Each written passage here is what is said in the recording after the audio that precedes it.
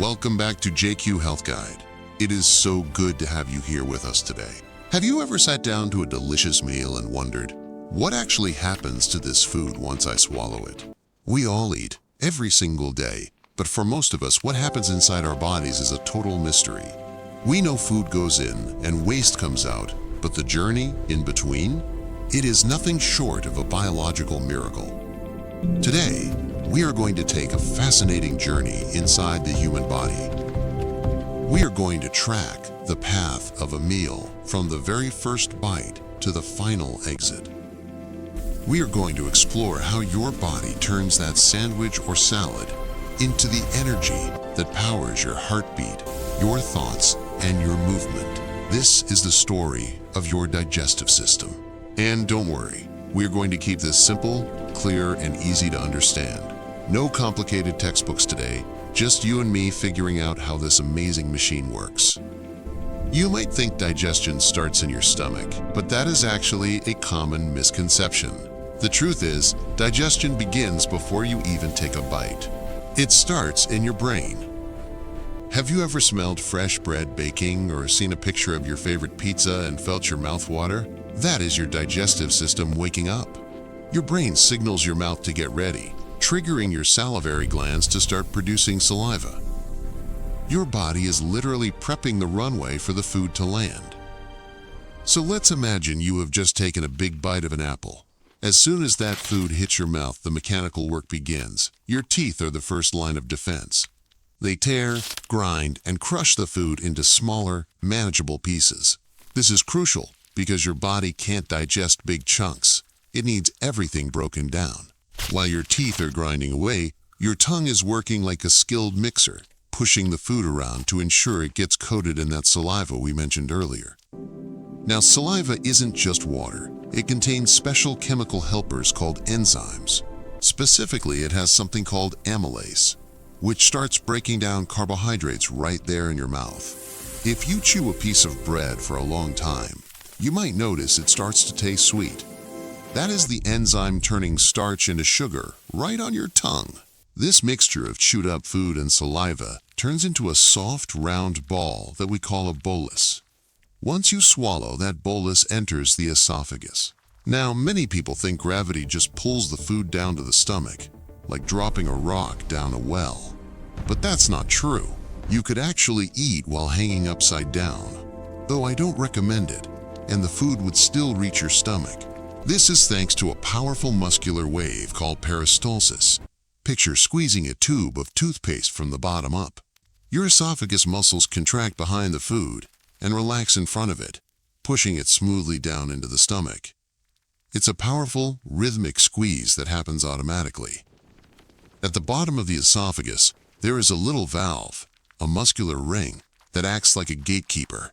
It opens to let food in and then shuts tight to keep it there. If this gate is a little loose or opens when it shouldn't, stomach acid can splash back up, causing that burning sensation we know as heartburn. But when it's working correctly, it safely deposits your food into the stomach. Welcome to the stomach. Think of this organ as a heavy-duty mixer. Your stomach is a muscular sac that churns and mashes the food. But it's not just mechanical mashing. It's a chemical bath. Your stomach lining releases strong acids and powerful enzymes. The acid is incredibly strong enough to dissolve metal. But your stomach is protected by a special layer of mucus, so it doesn't digest itself. In this acidic environment, the food is broken down further, especially proteins. The acid also acts as a security guard, killing off most of the bacteria or viruses that might have hitched a ride on your food. Your stomach churns this mixture for a few hours until it turns into a thick, creamy liquid called chyme. It's no longer an apple or a sandwich. It's a nutrient-rich soup ready for the next stage. Now, the stomach releases this liquid in tiny, controlled squirts into the small intestine. And folks, don't let the name fool you. The small intestine is actually the star of the show. It is a long, winding tube, about 22 feet or 7 meters long, packed inside your abdomen. This is where the real magic happens. This is where your body actually claims the nutrients.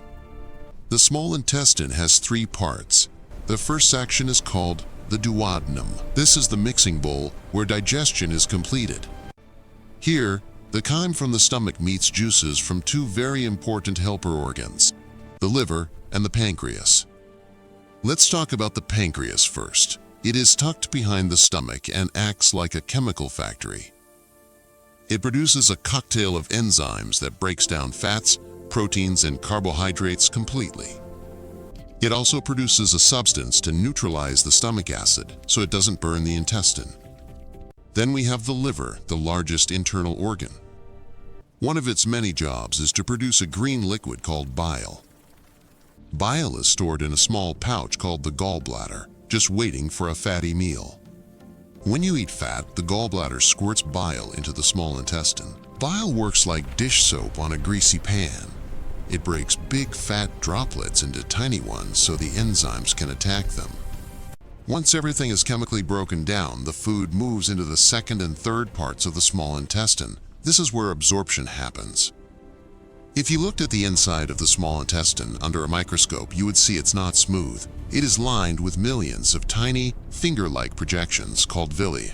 These villi increase the surface area massively. If you flatten them all out, your small intestine would cover a tennis court. These tiny fingers act like sponges. They soak up amino acids, fatty acids, sugars, vitamins, and minerals. These nutrients pass through the walls of the villi and go straight into your bloodstream.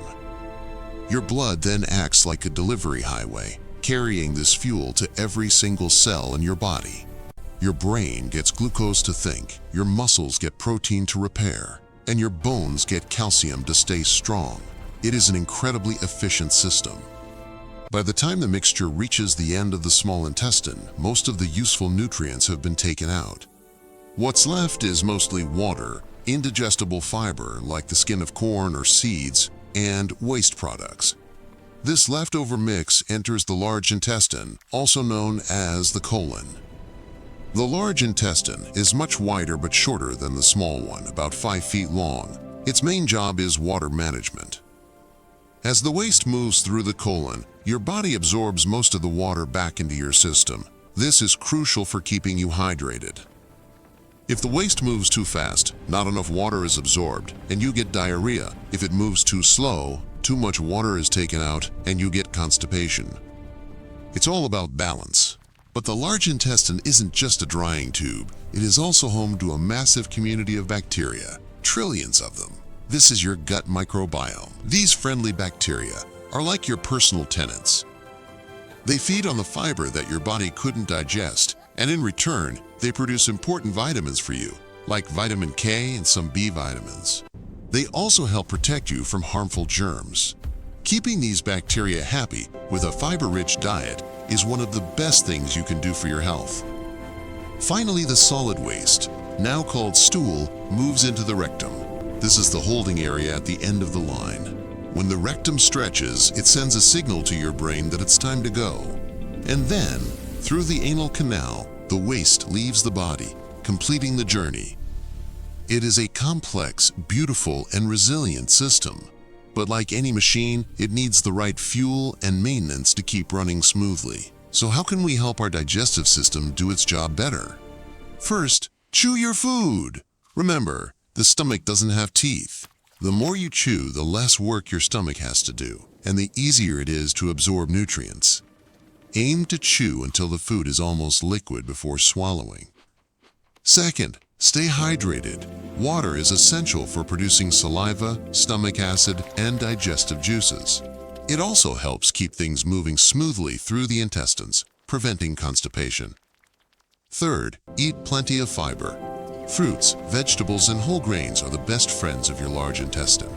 Fiber adds bulk to your stool and acts like a scrub brush for your intestines, keeping everything clean and moving. Plus, it feeds those good bacteria we talked about. And lastly, try to manage stress. You might not realize it, but your gut and your brain are constantly talking to each other. When you are stressed, your body diverts energy away from digestion, which can lead to bloating, pain, and irregularity. Taking a moment to breathe and relax before a meal can actually help you digest it better. Understanding how your body works is the first step to taking care of it. Your digestive system is working for you 24/7, turning the food you love into the life you live. It is resilient, but it is not invincible. By making small, simple changes, like drinking more water or adding an extra serving of veggies, you are directly supporting this incredible internal engine. Now, speaking of internal engines, there is another vital organ that works closely with your digestion and your blood flow, and that is your heart. Did you know that what you eat and how you digest it plays a massive role in your heart health? High cholesterol and clogged arteries often start with the choices we make at the dinner table. If you want to understand the warning signs your body might be giving you about your heart, you need to watch our video titled Heart Attack, Causes and Warning Signs, JQH 87. Thank you so much for joining me on this journey through the human body today.